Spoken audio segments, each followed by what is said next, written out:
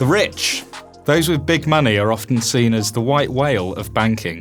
Difficult to track, hard to lure in, but extremely valuable. So no wonder many in financial services sector are looking to disrupt the old guard and cater to this market. But who are the mega rich? What do they want from banking and what don't they want?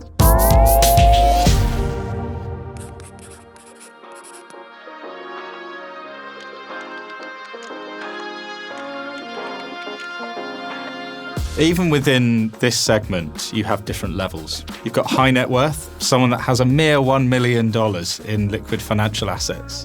Then through to very high net worth, which is at least 5 million. And then ultra high net worth, which is defined as having at least 30 million in assets. Now you'd think serving people with this amount of money, the digital experiences would be incredible. But in fact, they aren't really up to scratch. I know what you're thinking, first world problem, right?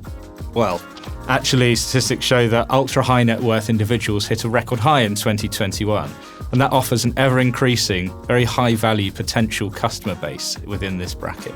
If you look at the tier below, that's a bit more mass market. Some of the services there are actually starting to outstrip some of the personalised services that are offered in private banking.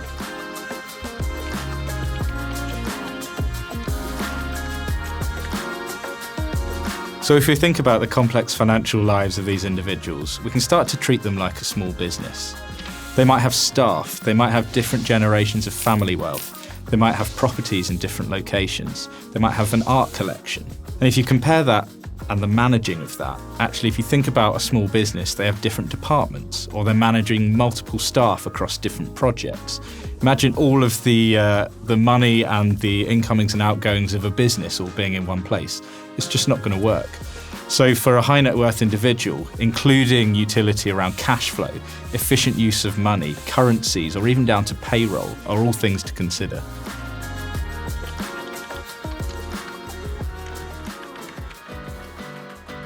Now let's think about how you might design an application or an experience. You're designing for a complex lifestyle, and that means a complexity of accounts. You may end up with an app that has a hierarchy of 4 or 5 layers when you're drilling down into different accounts, funds, asset classes, and anything in between. So that kind of creates a lot of problems to solve, but most of them are around density and complexity of information, and the fact that thing that someone cares about, the metrics for that might be buried down several layers. But solving them is connected, especially on mobile. Maybe think about a customer's mental model rather than your internal structure. How might you design context into the experience that makes the purpose of the funds, a transaction or investments easily identifiable? Don't cram a lot of complex information on every screen at once. Perhaps understand what job the information is trying to solve.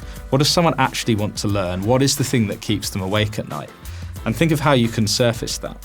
One aspect that's common to all banking is putting that big number in there of what you're worth or how much money you have. But when it's spread across a number of different assets and strategies, that big number ultimately becomes irrelevant. So how might you design to surface relevant metrics in a digital experience? Your customer is essentially saying to you, I want to be in a position where I'm confident you'll tell me when change is required. The top level of my digital experience is clean. It surfaces the metrics there that really keep me awake at night that I want to keep track of, and offers quick access to more detail. Now, this is not a novel idea. A lot of people have said it, but often the best interaction is no interaction. So you want to design to automate money to optimize where it sits, and that isn't just so people can make more money, it's so that when they're managing cash flow and managing the movement of money between different accounts, it's all quite fluid and they don't have to decide where the money sits that they want to draw from. But be careful when introducing automation. Not all of this audience is digitally native. You need to give them control and permissions when first initiating it.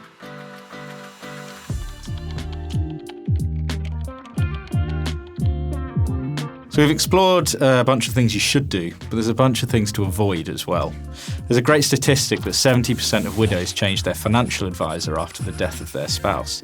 Presumably they've been sidelined and not felt included. How do you design for inclusivity? And how do you focus on designing for belonging?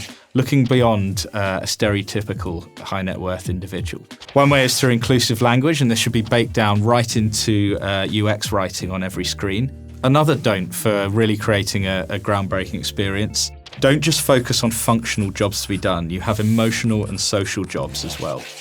Sure, you need to solve those functional jobs as the baseline, but emotional and social jobs to be done must go beyond just purely access. For years, private banking has competed with each other to give members exclusive access to things, but to be honest, it's kind of expected now, and it can be easily achieved through partnerships if you're creating a new service.